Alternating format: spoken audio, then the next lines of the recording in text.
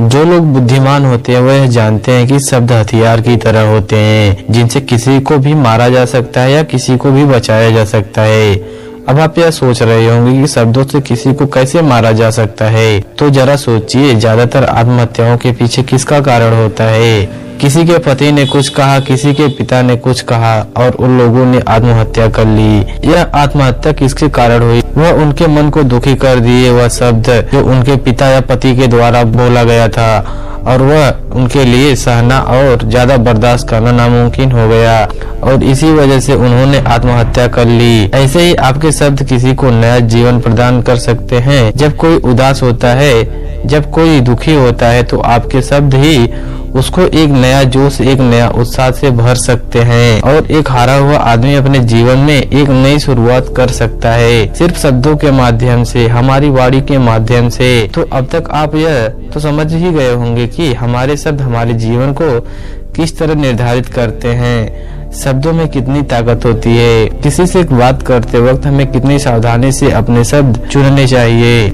आज की जो मैं आपको बौद्ध कहानी सुनाने वाला हूँ उसमें आपको सीधे सीधे तौर पर कुछ ऐसे तरीके पता चलेगा, कुछ ऐसी परिस्थितियां पता चलेगी जहां पर आपको हमेशा चुप ही रहना चाहिए। कुछ परिस्थितियों में अगर आप कुछ नहीं बोलते तो वही आपके लिए सबसे ज्यादा बेहतर होगा। इससे पहले आप लोग इस कहानी में खो जाएं, आप लोगों से एक ही रिक्वेस्ट है कि आप लोग हमारे चैनल को जरूर सब्सक्राइब कीजिए। तो चलिए कहानी शुरू करते हैं। एक बार की बात है, एक युवा लड़का एक बार एक बौद्ध भिक्षु के पास पहुंचा। वह काफी परेशान दिख रहा था और उसने बौद्ध भिक्षु से जाकर पूछा कि हे महात्मा, मैं अपने जीवन से बहुत ही परेशान हूँ, मैं अपने आप से बहुत ही परेशान हूँ, मैं अपने आप से बहुत ही ज्यादा दुखी हूँ। बाहरी रूप से मुझे कोई भी दुख नहीं है, बल्कि धन धान से मैं संपन्न हूँ, मुझे कोई शारीरिक रूप से पीड़ा नहीं है, लेकिन मैं खुद से परेशान रहता हूँ, अपने मन से परेशान रहता हूँ। अक्सर मेरी बातों को कोई मेरा भी दोस्त गंभीरता से नहीं लेता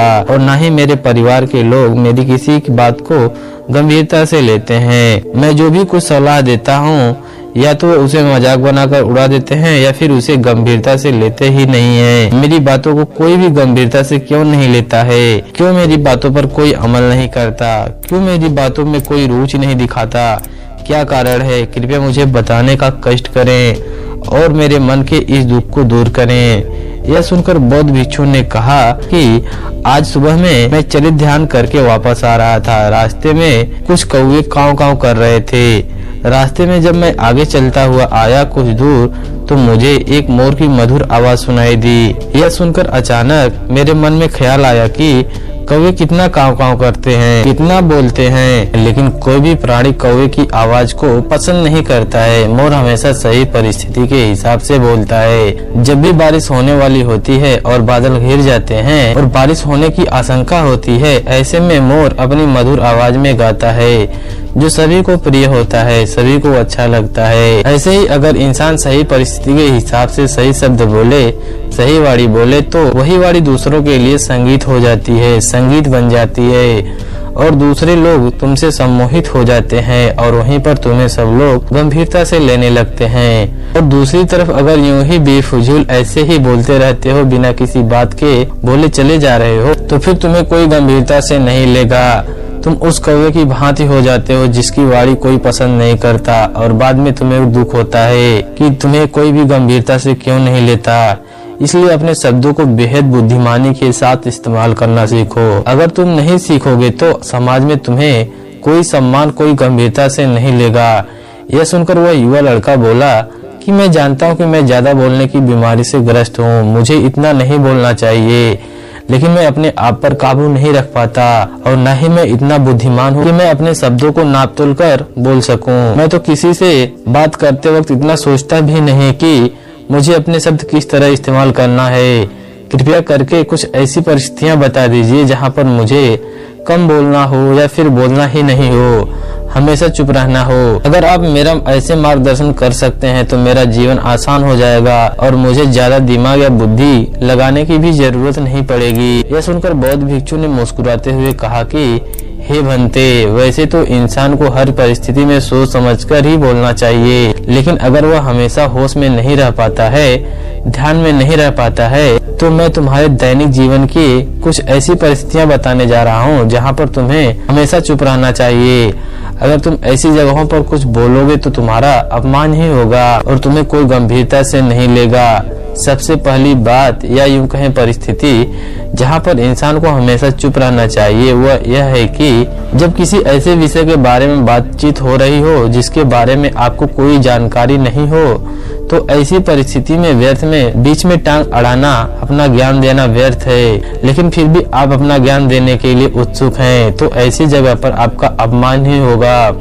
जरा तुम खुद सोचो, जब कोई बीमार आदमी अपनी बीमारी के बारे में चर्चा कर रहा हो और आपको औषधियों के बारे में कोई भी ज्ञान नहीं हो, लेकिन फिर भी आप व्यर्थ में बेकार में उसे ऐसी औषधियां बता रहे हैं जिनका उसकी बीमारी से कोई तालमेल नहीं है, तो ऐसे में आप अपनी प्रतिष्ठा अपने हाथों से गंवा रहे हैं और आपको यह पता ही नहीं होता कि ऐसी परिस्थिति में आदमी को हमेशा सुनना चाहिए। ध्यान से सुनना भी एक कला होती है। अगर आप सुनने का दिखावा करेंगे तो कहीं न कहीं सामने वाले आदमी को यह एहसास हो जाता है कि यह मेरी बात को ध्यान से नहीं सुन रहा है। इसलिए जब आपको किसी विषय के बारे में पूरी तरह से जानकारी ना हो तो वहाँ पर केवल अपने कान लगाना ही ज्यादा महत्वपूर्ण होता है, ज्यादा जरूरी होता है। आप उस इंसान की बातें ध्यान से सुन सकते हैं और इसी बीच आप दोनों के बीच एक संबंध पैदा होगा और वह संबंध सच्चा होगा क्योंकि आपने उसके बात को बड़े ही ध्यान से सुना है और इस बात को पता सामने वाले को भी होता है। तो हम बिना कुछ बोले सिर्फ सुनने मात्र से किसी को अपना दोस्त या मित्र बना सकते हैं। इस बात को हमेशा ध्यान में रखना। दूसरी जगह जहां इंसान को हमेशा चुप रहना चाहिए वह खाना खाते वक्त है। खाना इंसान को हमेशा चुप रहकर खाना चाहिए, मौन रहकर खाना चाहिए। महात्मा बुद्ध और उनके शिष्य हमेशा चुप रहकर भोजन करते थे, शांत स्वभाव से भोजन करते थे, परिपूर्ण होकर भोजन करते थे, पूरी तरह से करते थे, एक एक टुकड़े का स्वाद लेकर भोजन करते हैं। और जब ऐसा भोजन आपके शरीर में पहुंचता है तो आपके शरीर के अंग अंग तक ऊर्जा पहुंचती है। अक्सर हम भोजन करते हैं तो कुछ न कुछ बोलते रहते हैं, कुछ न कुछ सुनते रहते हैं, लेकिन मौन रहकर पूरा स्वाद लेकर उस भोजन को कभी नहीं करते। हम उस भोजन को करते वक्त आधे अधूरे ही रहते हैं और इसीलिए हमारा शरीर रोगों से ग्रस्त हो जाता है। जरा तुम खुद ही सोचो कि बौद्ध भिक्षु हमेशा भिक्षा लेकर भोजन करते हैं और भिक्षा भी कितनी बिल्कुल मामूली सी, और वह भी एक वक्त की। तो एक वक्त भोजन करने के बाद भी वह इतने स्वस्थ रहते थे, इतने उत्साह, जोश और आनंद से भरे हुए होते थे। और हम तो इतना खाना खाते हैं, इतनी सारी भोजन की सामग्रियां हमारे लिए उपलब्ध होती है, लेकिन हमारे शरीर में कोई भी ऊर्जा नहीं होती। इसका सबसे बड़ा कारण यह होता है कि हम अपना भोजन होश में नहीं करते हैं, परिपूर्ण होकर नहीं करते हैं, मौन होकर नहीं करते हैं। इसलिए अपना भोजन हमेशा मौन रहकर ही करो। तीसरी जगह या परिस्थिति कहें जहाँ पर हमें हमेशा मौन रहना चाहिए वह यह है कि अगर इसको आपने सीख लिया तो इसका मतलब यह होगा कि आपने अपने ऊपर विजय हासिल कर ली। जी हाँ, गुस्से में शांत रहना या चुप रहना इतना आसान नहीं होता। अक्सर हम गुस्से से भरकर कुछ ऐसे शब्द या अपशब्द बोल जाते हैं जिसका पछतावा हमें हमेशा रहता है, लेकिन जुबान से निकला हुआ शब्द वापस नहीं होता। उस शब्द को मिटाया भी नहीं जा सकता है। अब वह शब्द हमारे जिंदगी पर पूरा दामन से जुड़ चुका है और वह गुस्से में बोला गया अपशब्द हमारे चित्त को समय समय पर बेचैन करता रहता है, दुखी करता रहता है। लेकिन गुस्से के वक्त चुप रहना सीखना भी एक बहुत ही बड़ी कला होती है। गुस्से में आदमी को अपने ऊपर काबू कहाँ रहता है, अपनी इंद्रियों को वश में कहाँ रख पाता है। इसलिए इस कला को आप तभी सीख सकते हैं जब आप गुस्सा भी होश में रहकर कर पाएं।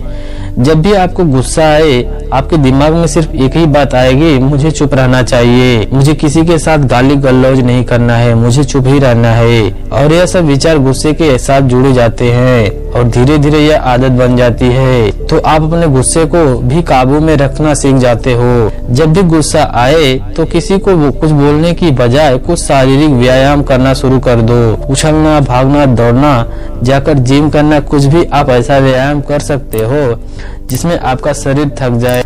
आप पाएंगे कि जब आपका शरीर थक जाता है तो आपका मन भी शांत हो जाता है। आपने उस गुस्से की ऊर्जा को एक सकारात्मक रूप दे दिया और यही बुद्धिमान व्यक्ति की पहचान होती है, जो दूसरे के तानों से भी अपना घर बना लेता है, अपनी कामयाबी के रास्ते निकाल लेता है। वही सच में बुद्धिमान आदमी होता है। जो जहर को भी दवा बनाकर इस्तेमाल करना सीख जाए वही असली बुद्धिमान होता है। चौथी जगह जहाँ पर आपको चुप रहेंगे तो आपके लिए वही सबसे ज्यादा बेहतर होगा, वही सम्मान दिलाएगा। चौथी जगह वो यह है कि जब चार लोग आपस में बैठकर बातें कर रहे हो, कोई बैठक कर रहे हो, तो वहाँ पर जब चार लोग बात कर रहे हैं तो चारों लोग एक साथ तो बात कर नहीं सकते। एक बार में एक ही व्यक्ति बोलेगा और तीन सुनेंगे, तभी वह बैठक कामयाब हो पाएगी, तभी वह चर्चा सही रूप से आगे बढ़ पाएगी। लेकिन अगर कोई आदमी ऐसा बैठा हुआ है जो बीच में ही दूसरे की बात काटकर अपनी बात को ऊपर रखना चाहता है, तो ऐसे में वह चर्चा या बैठक आपको कहीं नहीं पहुंचाएगी और चारों लोगों के बीच आप सबसे मूर्ख कहलाओगे।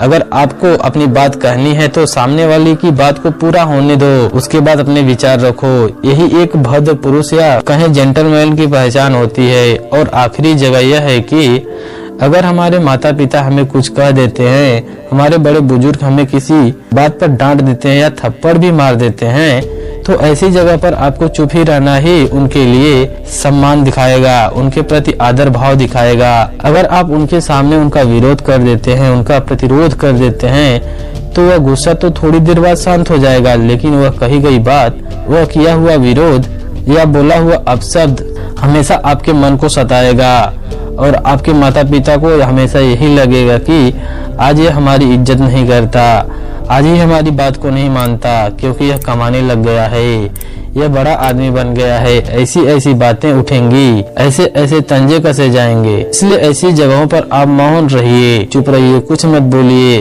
अपने गुस्से को अपने अंदर ही पी लीजिए, कुछ व्यायाम कर लीजिए, भाग लीजिए, दौड़ लीजिए, आपका मन अपने आप शांत हो जाएगा। आखिर में बौद्ध भिक्षु ने अपनी बात को खत्म करते हुए कहा कि कम शब्दों में अपनी भावनाओं को उतारना सीखो। शब्द हथियार की तरह होते हैं। बोलो तो होश में बोलो, ध्यान में बोलो, जीवन शैली ऐसी बना लो कि जब भी आप बोलो पूरे होश में बोलो, पूरे प्रेम के साथ बोलो, ऐसी वाणी बोलो जो दूसरों के लिए ठंडक पहुंचाती हो, दूसरों के मन को शांत कर देती हो। और तभी यह संभव है जब आप पल होश में रहकर बोलोगे। इसके बाद वह युवा लड़का बौद्ध भिक्षु के सामने नतमस्तक हो गया और उनको प्रणाम करते हुए अपने घर वापस लौट गया। आपको हमारे द्वारा सुनाई गई कहानी कैसी लगी कमेंट सेक्शन में जरूर बताइए। ऐसे और वीडियो देखने के लिए हमारे चैनल को जरूर सब्सक्राइब कीजिए।